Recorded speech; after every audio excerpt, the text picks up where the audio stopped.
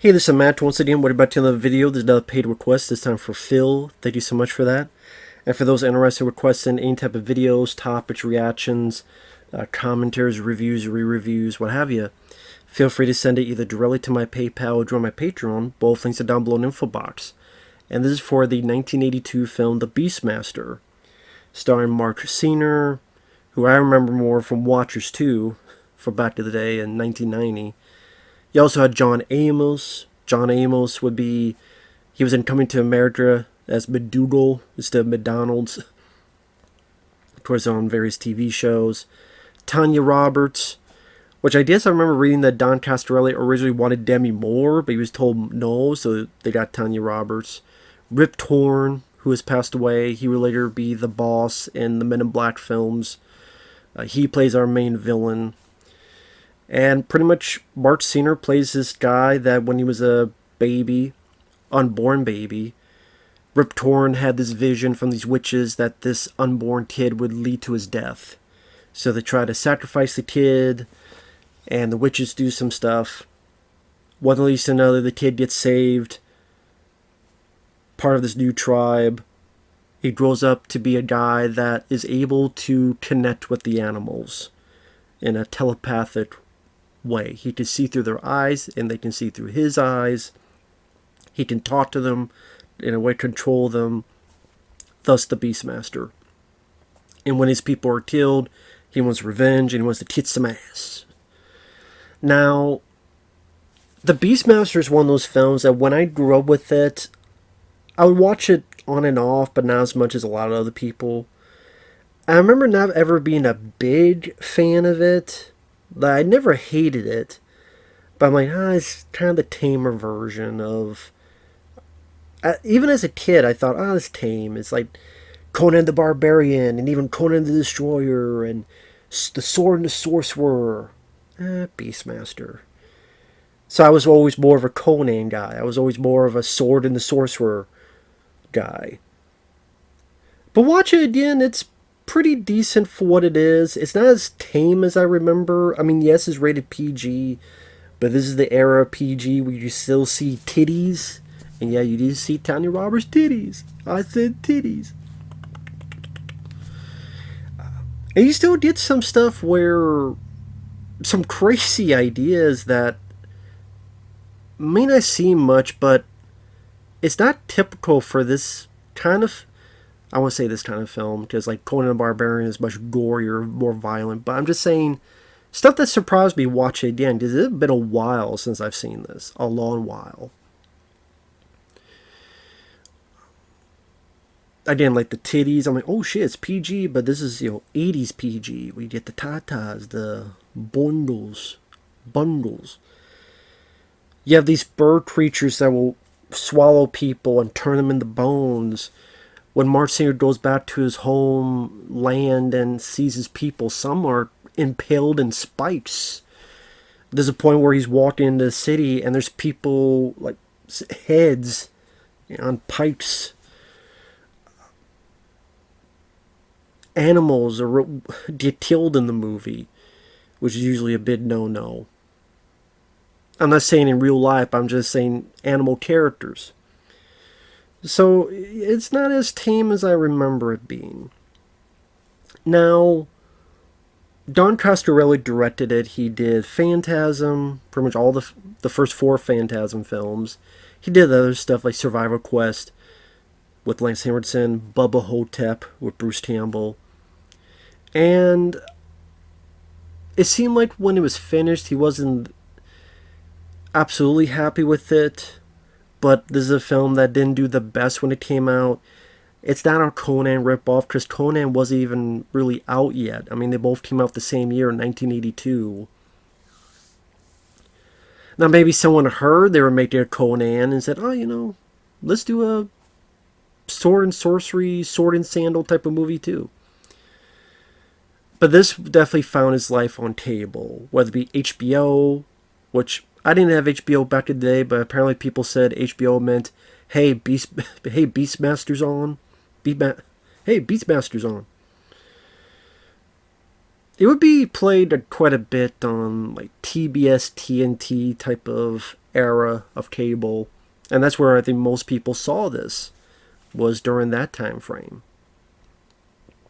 I didn't because I've only seen this a handful of times throughout my life. Like I said, with that era, I'm more towards Cobra, Commando, Die Hard, Predator, Aliens. Those are more my cup of tea in terms of action or the like. But I like Marc Singer. I always liked him as an actor. Sadly, he never really made it. I mean, he was on the TV show V. He did this film. But after that, mainly it's straight to video, cheaper Roger Corman type of productions, or stuff that really doesn't get much play. Like I said, I love Watchers too, but not a lot of people know, and not a lot of people liked films like Watchers too. And even the recent years, like, you don't really see him much anymore, which is too bad.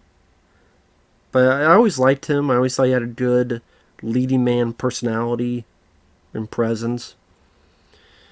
Nice to see John Amos in there. Rip Torn is having fun. You can tell he's chewing up the scenery each time, just relishing being evil. Now, sometimes the effects are not up to par. These witches, really bad makeup, and I just thought they really looked laughable. It was like silly putty on their faces. Like silly putty version of the Toxic Avenger with the shit on their face. The bird creatures, I mean, where they're half men, half bird. I don't mind the idea design of them, but you tell the costumes almost like a Wes Craven Swamp Thing, which is the same year. Like sometimes they'll like the costumes are ready to fall apart.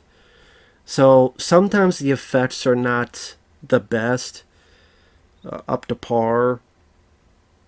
Like you look at Conan the Barbarian, and they seem a bit more up to par. Even Conan the Destroyer, no matter how much people give crap to that movie, I really like that movie.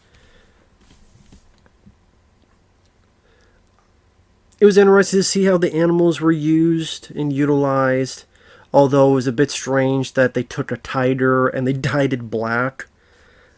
And like you could easily tell it's a fucking tiger. They just dyed black. Now, there's a rumor that the tiger died because of the dye job, because it was allergic to it. Now, I don't know if that's true or that's been debunked. There's another rumor that they had to use anesthesia on the tiger in order to dye it so it wouldn't mess them up. But then one of them was too much of a shot. So a tiger died, so they had to use another tiger. So I don't know what the whole truth of the matter is. Did a tiger die because of allergic? Time later? Or did they try to anesthesia one and it was too much of a dose and then it died, they had another one? I don't know, I keep hearing different things. If so, that sucks. That's shitty. But it is weird each time you look at it. It's a fucking tiger painted black. The fight scenes, I don't think they're up to the standard of like Conan. Like you look at the fights in Conan the Destroyer, Conan the Barbarian, even the Sword and the Sorcerer. It felt like there was a bit more of a fervent choreography during the fights, and because they were R-rated, they didn't have to hide, make sure there's no blood, make sure there's no blood on the blade, so you didn't have to hide that stuff. And Marc Singer was very much in shape, but again, something about the choreography seemed not as striking or not as swift compared to other sword and sorcery movies. So like they were alright, but I felt they're a little bit lacking. Get more into spoilers. When I said there's stuff that surprised me, I did not only how there's other types of violence. I mentioned his people, he goes back and there's a guy impaled on a spike like this, but animals getting killed. Like there's this white dog, wolf dog, dog, who is helping him, and he gets shot with an arrow. But he keeps pulling Marc Singer to safety, and then when Marc Singer wakes up, the dog's been killed by the arrow. Or he has a series of animals. He has this hawk, he has this black tiger, dye job, and 2 ferrets, Podo and Kodo. And during the finale, Rip Torn is ready to tap Marc Singer, and when the ferrets get on Rip Torn, they fall into the fire. Now, if that was a movie today, it would easily be, you think the ferret's dead, but it somehow made it out. No, not the case here. That character died. So even animals didn't have self-sacrifice moments. And that's not a typical thing. Even in a movie like this where, oh, we don't want to do that. We don't want to make the audience feel bad. No, fuck it. The ferret gave its life up. They committed to it. And they went through it. And that's not, like I said, a typical thing that made it a bit more interesting, a bit more different. And like other stuff, there's the witches have this ring that they put on this kid that's able to spy on it, and John Amos sees it, and he gouges the eye, which of course fucks up the witch.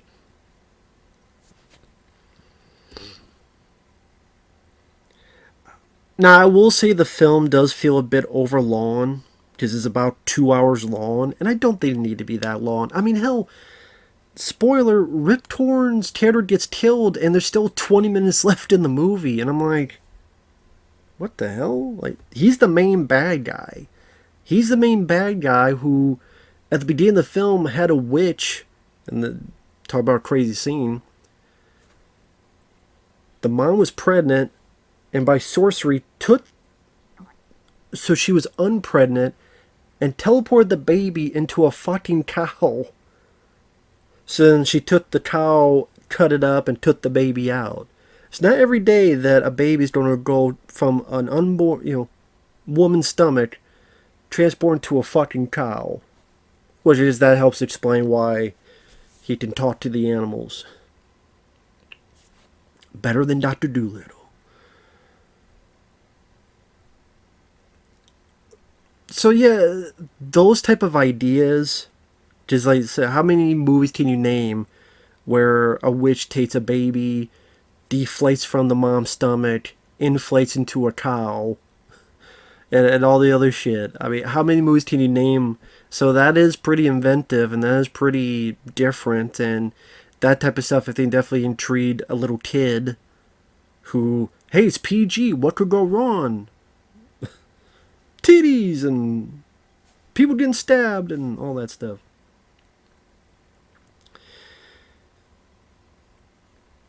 But yeah, I think the film was a bit too long at 2 hours. So I think the pacing was affected a little bit. What was the other thing I was going to mention? The action scenes, like I say, they seem a bit lacking.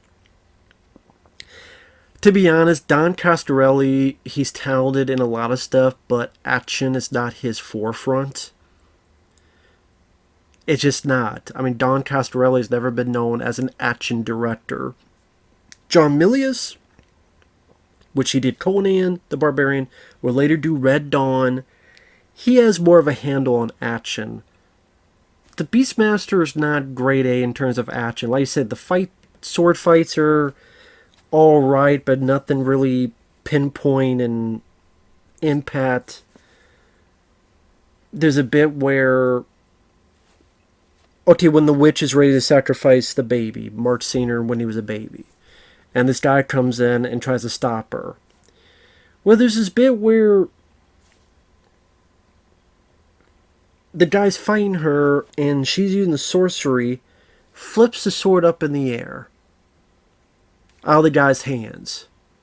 And then the guy catches it, kind of stands there, and it looks like the witch just walked into the blade. Because she does this, sword flips in the air, she's walking towards it, comes back, he kind of stands there. I'm sitting there, why did she flip the sword in the air and look like she then just walked into the damn thing? That was a bit weird. And like I said, the makeup on the witch is not that good. It looks like just a bunch of clay putty, silly putty put on her face.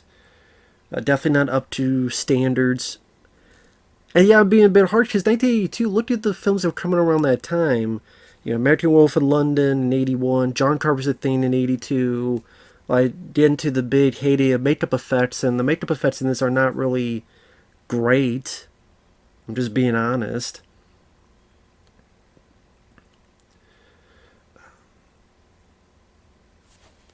But I do like Marc Singer's character. I do understand why there were quite a few kids that kind of either looked up to him or enjoyed this character. Even little moments, like when he goes back to his people who've been massacred and he takes the dog that saved him and he softly puts it on his father's body, his adopted father, and has this nice gesture where he takes the guy's arm and puts it on the fallen dog's body. Like that little bit, that's a very nice gesture. That's this nice small moment that someone could have easily cut out to move the pacing along. But I'm glad that was kept in. It just is another reminder of what type of passionate character the Beastmaster is.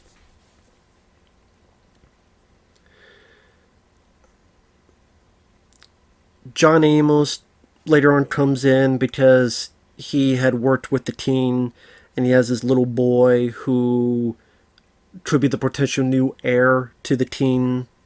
He's the next in line. So he's teaching the kid, protect the kid, and the two of them help Marc Singer on his journey.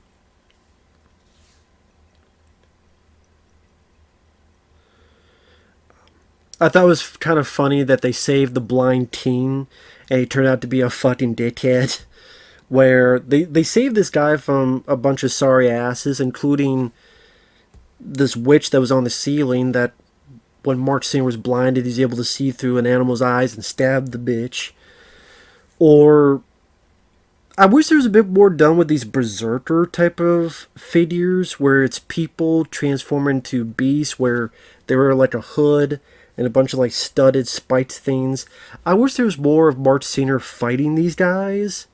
Because pretty much the two ferrets have to steal a key, and one of them is chasing after the ferrets. But I wish there was a lot more of Mark having to battle these guys, like go through a hallway and have to take care of these guys one by one, or they're swarming them and he's taking care of these guys. I wish there was a bit more of that, since they built up to them as such a threat. And like I said, they saved the blind teen. He turns out to be a fucking dickhead. Who is this sorry son bitch? That's pretty much what he says. Who is this motherfucker? Do you suck animal dick too, as well as talking?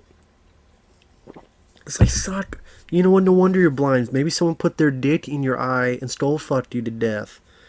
You fucking prick. Technically, he's your son. But you don't know it yet, and he doesn't know it yet.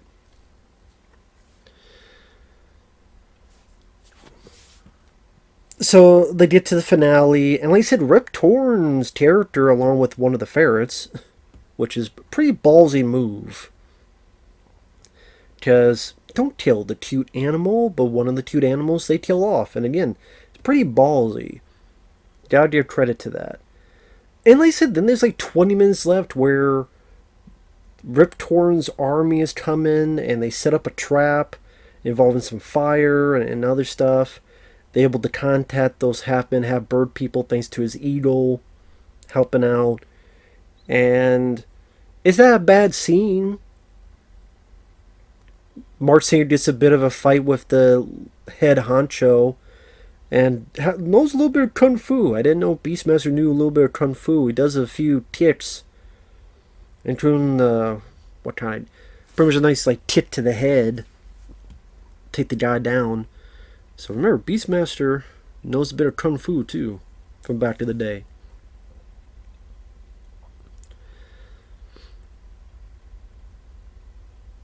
Tanya Roberts, very pretty to look at, serviceable in what she needed to do. John Amos, I wish he got to interact with Marc Singer a bit more, but again, he did a nice job. Capable, good actor.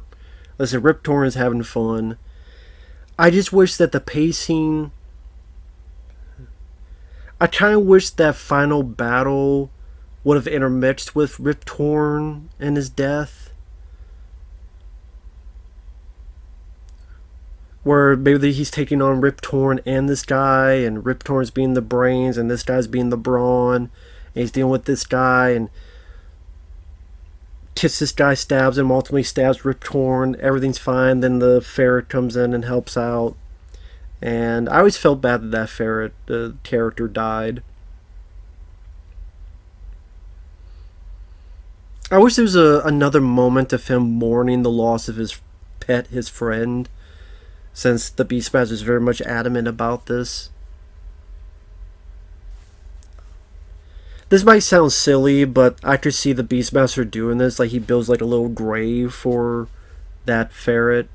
I know that sounds ridiculous, but with the Beastmaster, I just see him doing that kind of thing, because that's the kind of thing he would do. But with that said, there was still a fun enough movie, entertaining enough movie. I know Vinegar Syndrome released a big old set of the movie that I don't know if it's still in print, but if you're a fan of the film, you could pick up from Vinegar Syndrome. It might be on Amazon as well if you type in The Beastmaster. Nice box, has a lot of special features. For those who want to, if it's still in print, of course. The music's not so bad, not too bad. I mean, nothing up to par with, like I said, I would say I prefer the music in The Sword and the Sorcerer more. I prefer the music by Pedro Polidorus and the Conan films more. So when you compare to them, it's not up to par, but as it is, it's okay. Part of me kind of wishes they would have just gone for both for the R rating. But I guess they felt, which is weird, they're going PG for more kids, but then some of the other stuff they incorporated, it's like, As a kid, I would have just preferred you going the full R-rated route and not hold back. That's just me, though. I'd see an R-rated Beastmaster movie. I know they did 2 sequels, Beastmaster Through the Portal of Time, which I don't think even has a DVD. Which I'm surprised with how popular Beastmaster 1 is. I think people would buy Beastmaster 2 either because they liked it, or they hate watch it, or curiosity, or just part of their collection, or all the above. I know there's a Beastmaster 3, which I think was more like direct-to-video. And then there was a TV show, I think short-lived, that didn't have Marc Singer in it. But I know Marc Singer was in Beastmaster 2 and 3. Beastmaster 2, that was the one with Wings Hauser's a villain, and they go through time to, or dimension, I should say. Well, they say through the portal of time, but they go to like present day, what, Los Angeles was it? Or San Francisco? I forget. I haven't seen that film since I was a kid. And it's not looked at as a good movie, but maybe a fun movie. But with that said, Beastmaster, not a bad film at all. I would say I prefer the Conan films, at least the one with Arnold. Still a hell lot better than the Jason Mamma Mia version of Conan the Barbarian. Still a lot better than that one. So, with that said, thanks for watching. Take care. We'll see you guys later.